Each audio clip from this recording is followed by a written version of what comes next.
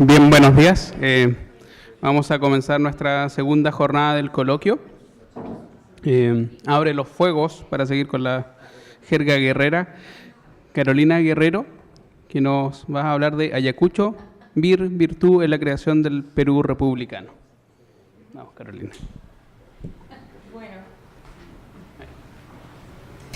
Buenos días. Primero que nada, yo quiero expresar mi solidaridad con el pueblo peruano por el desastre que ha ocurrido con las lluvias.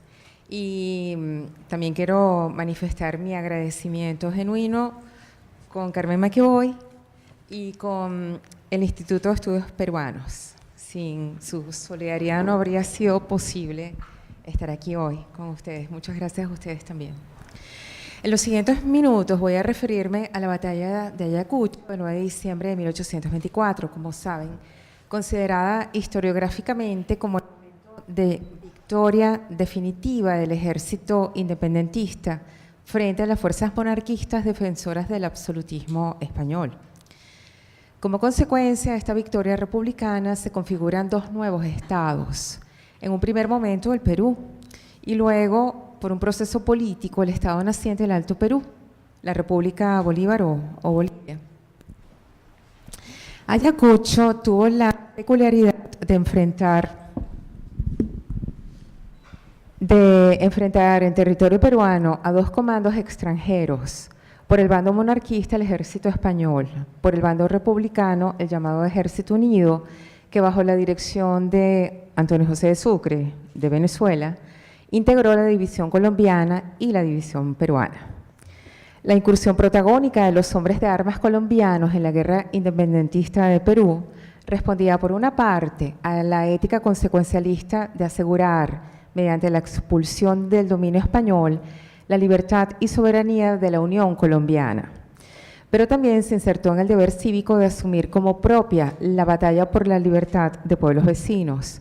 Leonardo Bruni, en su elogio de Florencia, refería a esta práctica propia de la tradición republicana de esta manera: nuestros ciudadanos se complacen mucho en la libertad de todos los pueblos y son así enemigos absolutos de todos los tiranos. Por ello, están dispuestos a desafiar peligros por la seguridad y la libertad de otros. Para presentar cómo se configuró el Ejército Unido, voy a referir cómo llegó Antonio José de Sucre a toda esta historia. Sucre tenía 29 años de edad cuando triunfó en Ayacucho. Provenía de una familia aristocrática del oriente venezolano con tradición épica. El padre, 2 abuelos, 4 bisabuelos y la mayoría de los tatarabuelos fueron militares. Adolescente estudió ingeniería militar.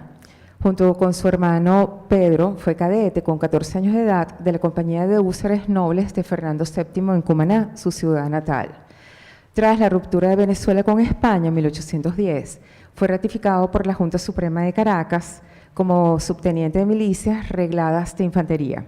En adelante continuó desempeñando cargos militares. Su participación en la lucha independentista se afianzó en 1813 como miembro del llamado Ejército Oriente, que un año después se fusionó con el Ejército de Occidente que dirigía Bolívar. La guerra por la independencia marcó la tragedia en la vida de Sucre. Su hermano fue fusilado por los monarquistas, su hermano Pedro. Sus hermanos Vicente y Magdalena murieron en Cumaná, víctimas del realista José Tomás Boves. No menos de 14 parientes inmediatos perecieron en la guerra. En medio de aquellas batallas, fue coronel, jefe de Estado Mayor, comandante de provincia. En 1817, que ocurre el primer desafío a la autoridad inmediata de Sucre, Santiago Mariño, que comandaba el Ejército de Oriente, rival del liderazgo militar de Bolívar, convocó el Congreso de Cariaco para formar una república sin la tutoría de Bolívar. Sucre desconoció la autoridad de ese Congreso, partió a Guayana y se puso bajo las órdenes de Bolívar en lo militar y lo político. Bueno, entre otras cosas, fue uno de los comisionados para concertar los tratados de Trujillo, esto es el Tratado de Armisticio y Regulación de la Guerra, que suscribieron Bolívar y Pablo Morillo en 1820. La misión militar de Sucre, acá en el sur, comenzó en 1821, cuando Bolívar le encargó las tropas de Guayaquil con 2 propósitos: liberar Quito e incorporar Quito y Guayaquil a la República de Colombia, que hasta entonces solamente integraban Venezuela y Nueva Granada. En medio de los enfrentamientos militares que organizó Sucre contra las tropas realistas, el general Del Mar, proveniente del Perú, cuando llega a Guayaquil, decidió tomar el mando en la provincia, sus fuerzas militares se encuentra con que este suceso precipitó la decisión de otras provincias ecuatorianas, Puerto Viejo, Jipijapa, Manabí, de incorporarse a Colombia, mientras que Guayaquil nombraba a Lamar gobernador de la provincia a efectos de someter a los pueblos que se habían anexado a Colombia. Sucre obtuvo el éxito político de convencer a Guayaquil para unir fuerzas contra España y postergar para tiempos republicanos las contiendas partidistas. Así nació la división peruana de aquel ejército republicano. Esta división peruana, junto con la división colombiana, comandadas ambas por Sucre, forman el Ejército Unido y en mayo de 1822 logran la victoria republicana en los territorios que hoy constituyen Ecuador, suscitando además la incorporación a la Gran Colombia. Según las memorias del general Oleari, aquella designación de Sucre al frente del Ejército Sur tuvo efectos recurrentes en la persuasión de la opinión pública en pro de la causa republicana. Cito: el Libertador, al llegar a Bogotá, impuesto de los sucesos del Valle del Cauca y Popayán, enero de 1821, resolvió relevar a Valdés del mando del ejército y la dirección de los negocios del sur. Buscándole sucesor, se fijó en Sucre, joven digno de tan honrosa preferencia. Sucre apenas era conocido cuando el Libertador, juez competentísimo para juzgar del mérito, le confirió el mandato del Ejército del Sur. A diferencia de las maneras despóticas y ásperas del general Valdés, que ofendían a los habitantes decididos por la causa de la independencia, Sucre mostró una conducta conciliadora y firmeza de carácter, que produjeron una reacción en la opinión pública y establecieron los negocios sobre bases más firmes. Fin de la cita. A lo largo de 1824, año que culminó con el triunfo de Ayacucho, la correspondencia de Sucre dio cuenta de la dificultad no solo de armar, sino alimentar, vestir, calzar la tropa, encontrar pueblos con condiciones básicas para alojar batallones. La preocupación recurrente de Sucre había sido lograr que Bogotá...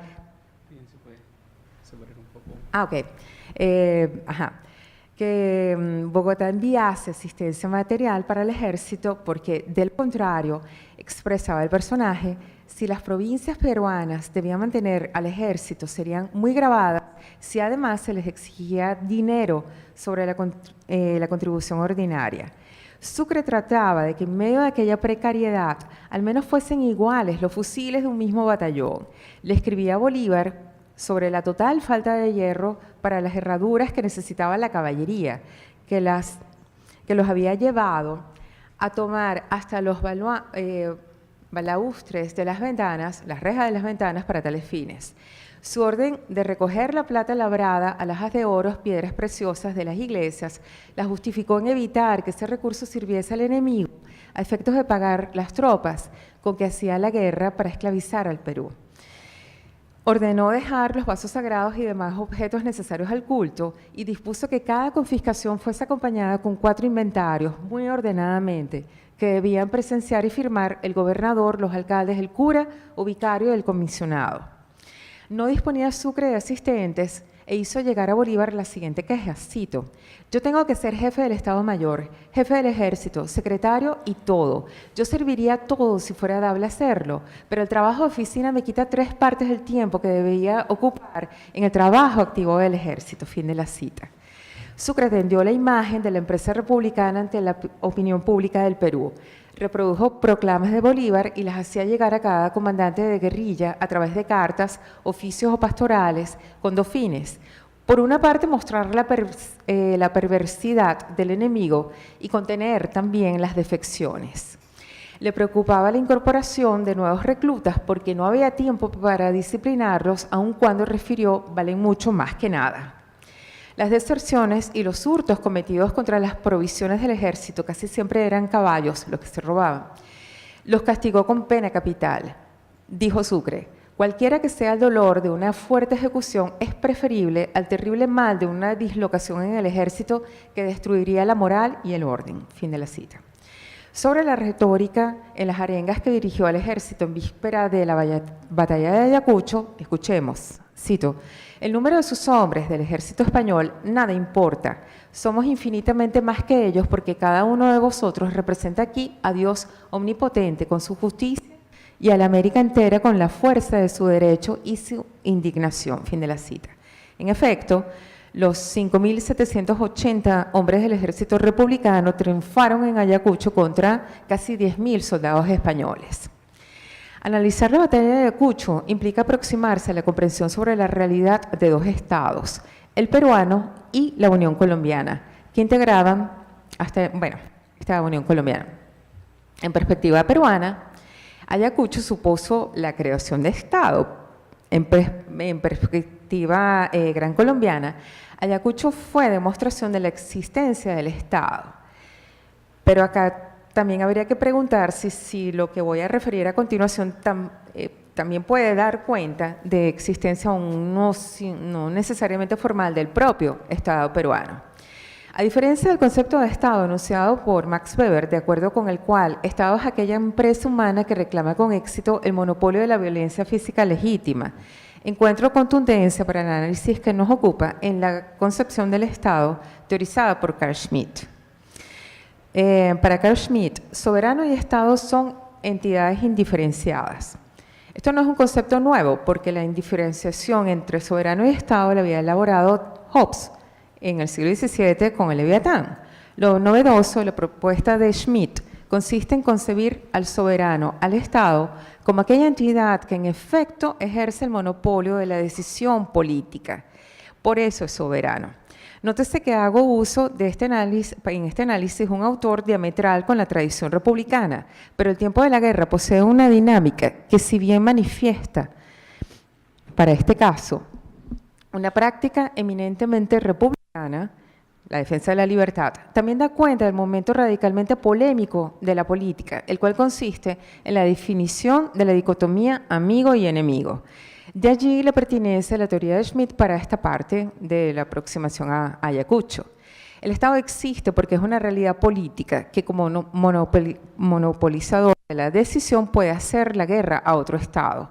En esa línea, las luchas emprendidas contra España por los hombres de armas dirigidos por Bolívar en América Meridional confirman que la República de Colombia es una realidad estatal, entendiendo por Estado toda unidad política organizada con potestad de establecer quién es el enemigo. Como sugiere Schmitt, es constitutivo del concepto de enemigo el que en el dominio de lo real se dé la eventualidad de una lucha. Guerra es una lucha armada entre unidades políticas organizadas. La decisión soberana se refiere a una posibilidad. Lo político es la posibilidad de agrupar a hombres entre amigos y enemigos. En ello, la guerra es la posibilidad real que asiste a la relación antagónica. La decisión, además de posibilidad, es una atribución inherente del Estado, no siendo posible comprender el Estado sin ella. La decisión se adjetiva en el Estado, formada como un atributo permanente y esencial que siempre coliga con este, independientemente de su reconocimiento externo por alguna norma.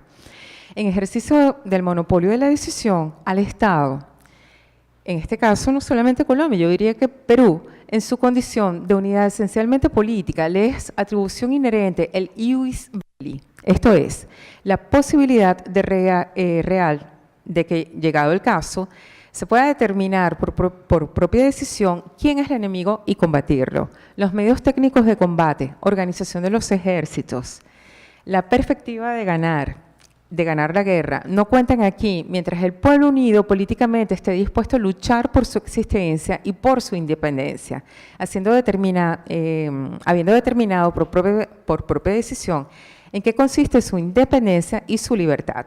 Asimismo, el Estado, en su condición de unidad política determinante, concentra en sí una competencia aterradora, la posibilidad de declarar la guerra y, en consecuencia, de disponer abiertamente de la vida de las personas, pues el ius belli implica tal capacidad de disposición.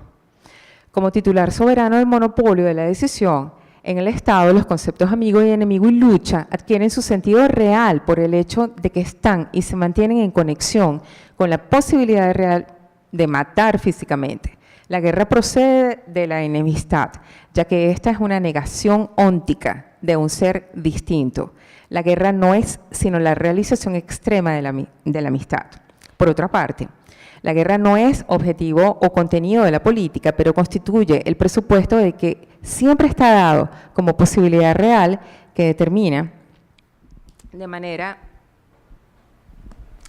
manera peculiar la acción y el pensamiento humanos y origina así una conducta efectivamente política. Lo político no estriba en la lucha misma, esta posee a su vez sus propias leyes técnicas, psicológicas y militares. Lo político está en una conducta determinada por esta posibilidad real, en la clara comprensión de la propia situación y de su manera de estar determinada por ello.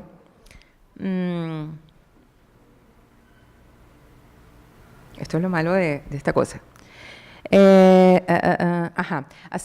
Así como en el cometido distinguir correctamente entre amigos y enemigos. Voy a saltar esta parte. La existencia del Estado se evidencia bien en el monopolio de la decisión sobre el enemigo interno. Toda necesidad de pacificación dentro del Estado tiene como consecuencia, en el caso de la situación crítica, que el Estado, comunidad política, mientras exista como tal, está capacitado para determinar por sí mismo también el enemigo interno. Ejemplo de ello es la reacción de Sucre 3 meses después de la victoria de Ayacucho frente a la violación de los pactos comprendidos en la capitulación por parte de Echeverría y otros capitulados. Dice, el derecho de gentes condena a estos hombres a no vivir entre los hombres.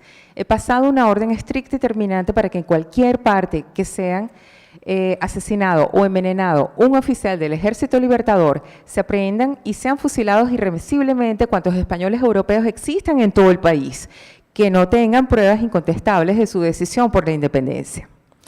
En retórica republicana, la guerra es también una posibilidad que emana de la necesidad de disponer de los recursos con los cuales defender el vívere político. Como establece Maquiavelo en su obra El arte de la guerra, si nos pusiésemos a considerar las antiguas instituciones de la vida civil y de la vida militar, no encontraríamos cosas más unidas, más conformes y que tanto estimulasen mutuamente como estas dos, porque todo cuanto se establece en una sociedad para el bien común de los hombres, todas las instituciones que regulan la vida en el temor de Dios y de la ley, resultarían vanas si no se dispusiera de mecanismos para defenderlas.